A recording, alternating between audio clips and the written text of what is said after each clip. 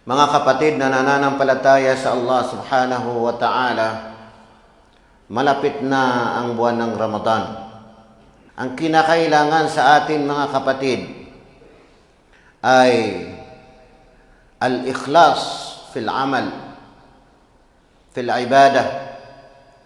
Ang pagkakaroon ng ikhlas, huwag natin itong kalilimutan mga kapatid. Sa ating pagsamba sa Allah subhanahu wa ta'ala, kinakailangan natin ang tinatawag na ikhlas, taos-puso, para sa Allah subhanahu wa ta'ala. Walang anumang halong pakitang tao sa kapwa.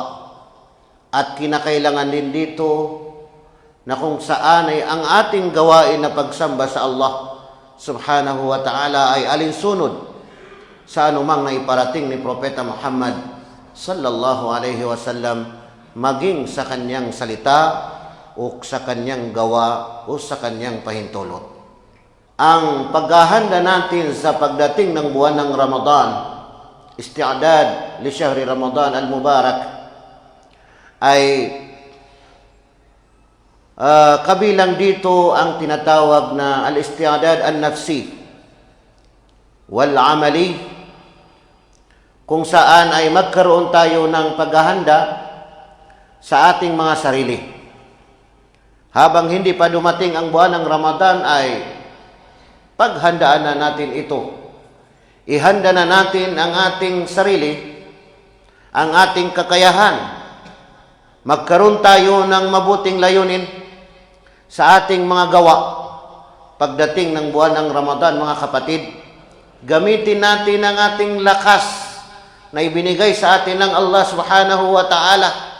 Huwag nating sabihin na hindi natin kayang mag-ayuno, hindi natin kayang magsala ng anumang mga karagdagang sala, katulad ng tarawih, katulad ng qiyamul layl, o kaya tahajjud, laylatul qadr, sa pagdating ng buwan ng Ramadan. Kasi may mga tao na hindi pa dumating ang Ramadan, imbis na ihanda niya ang kanyang sarili, ang kanyang lakas para makapag-ayuno, ay nag-iisip siya ng anumang negatibo na kung saan ay iniisip niya kung kaya niya na mag-ayuno o hindi. Dapat ay huwag natin isipin yun. Ang isipin natin, binigyan tayo ng Allah subhanahu wa ta'ala ng lakas ng pangangatawan, kaya paghandaan natin ito, na ibig sabihin, pagdating ng buwan na ito ay tayo ay mag-ayuno at magsala ng mga pagdarasal na kung saan ay may ugnayan sa pag-ayuno sa buwan ng Ramadan. May ugnayan sa buwan ng Ramadan.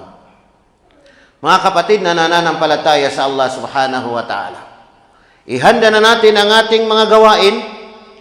Pagpasok ng Ramadan, mayroon tayong mga target na halimbawa sa pagbasa ng Quran, sa pag-memorize ng Quran, o sa pag-aaral ng banal na Quran, o mga hadith ni Propeta Muhammad sallallahu alaihi wasallam, o anumang mga kaalaman sa ating pananampalatayang Islam.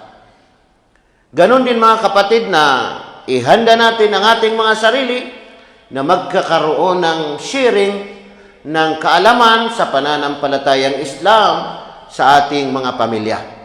Huwag nating isipin na kasi gutom ako, kasi pagod ako, nag-fasting ako kaninang umaga, tapos ngayong gabi kailangan ko magpahinga. Bigyan natin ng oras, araw-araw ang ating pamilya. Kung wala tayong mga anak, ang ating asawa, pag-usapan ang pananampalatayang Islam. Kunti-kunti mga kapatid na nananampalataya sa Allah, at least araw-araw mayroong pumapasok na ibig sabihin kaalaman at kabutihan, at doble-doble ang gantimpala natin. Kaya natin ginagawa dahil sa paghahangad natin ng gantimpala mula sa Allah subhanahu wa ta'ala.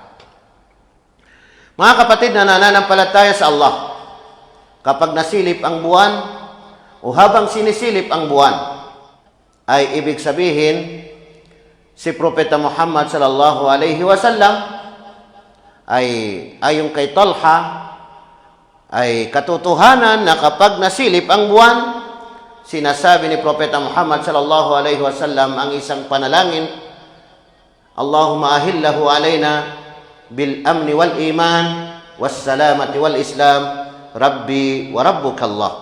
O Allah, ipakita mo sa amin ang buwan na may kasamang katiwasayan at pananampalataya at may kasamang kapayapaan at Islam. Rabbi wa rabbuka Allah. O aking Panginoon ang Allah subhanahu wa ta'ala, iyong Panginoon ang Allah subhanahu wa ta'ala. Isa sa talata na mababanggit natin tungkol sa buwan ng Ramadan. Sa Suratul Baqarah, sinabi ng Allah subhanahu wa ta'ala, Shahru Ramadan alladhi unzila fihi al-Quran, hudan lin-nasi wa bayyinatin minal huda wal furqan. Faman shahida minkum ash-shahra falyasum, wa man kana maridan aw ala safarin fa'iddatun min ayyamin ukhar. Yuridullahu bikumul yusra wa la yuridu bikumul usra.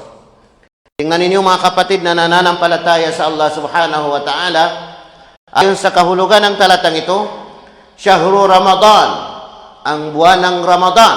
Ano yung buwan ng Ramadan? Alladhi unzila fihi al-Quran, na dito ibinaba ang banal na Quran. Hudan linnas, bilang patnubay sa sangkatauhan.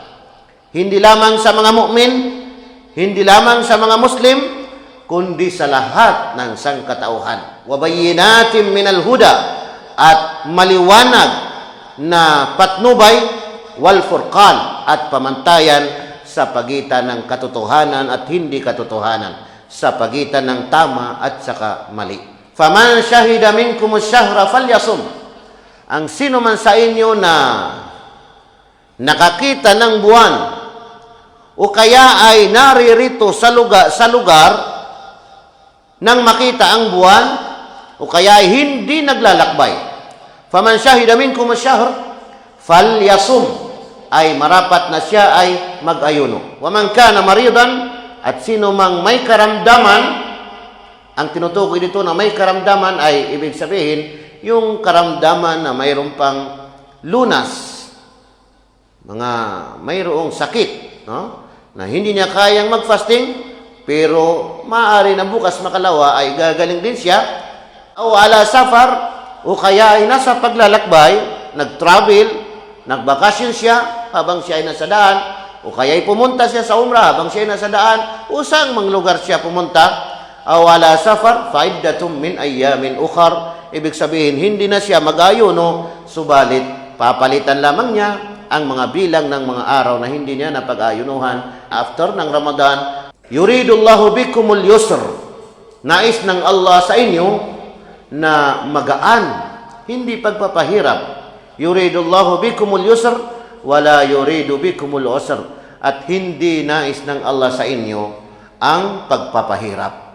Tingnan ninyo mga kapatid na nananampalataya sa Allah, kaya ibig sabihin ay hindi mahirap ang pag-fasting.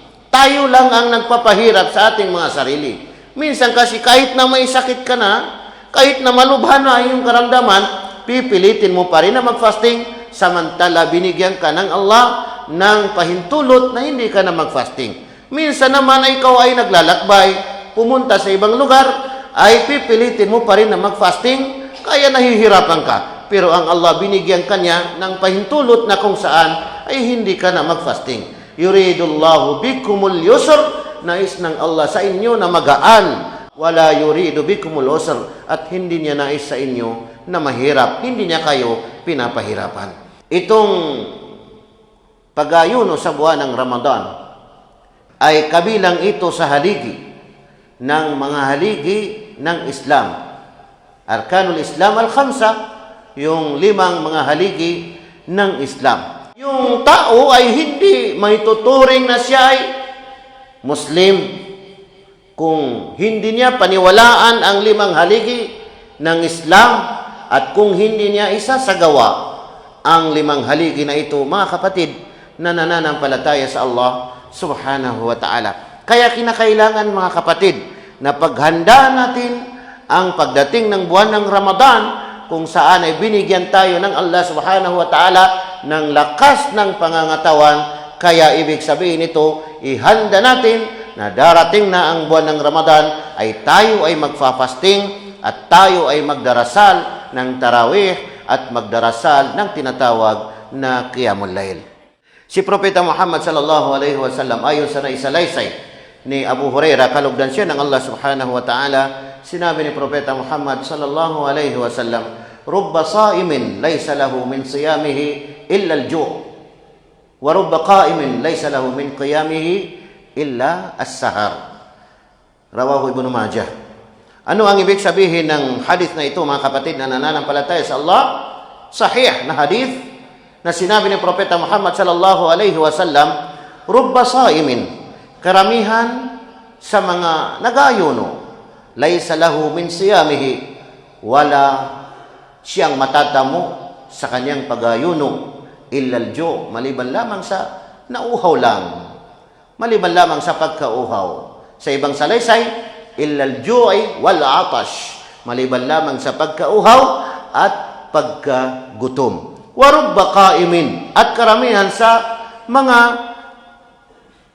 nagdarasal ng Qiyamul Lail, either na tarawih, either na tahajjud, paghabang ng Lailatul Qadr, "laysa lahu min qiyamihi," wala siyang matatamo sa kanyang pagdarasal, "illa sahar," maliban lamang sa hindi nakatulog.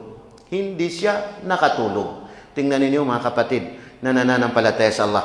Kaya muling paalaala, ang paalaala ni Ali bin Abi Talib karramallahu wajhahu, na kung saan, "Kunu liqabulil amali asyaddu ihtimaman min al-amal." Gawin ninyo ang inyong sarili na bigyang pansin liqabulil amal, kung papaano tatanggapin ang gawain, asyaddu ihtimaman min al-amal, na yun ang higit na bigyan ng pansin kaysa sa paggawa.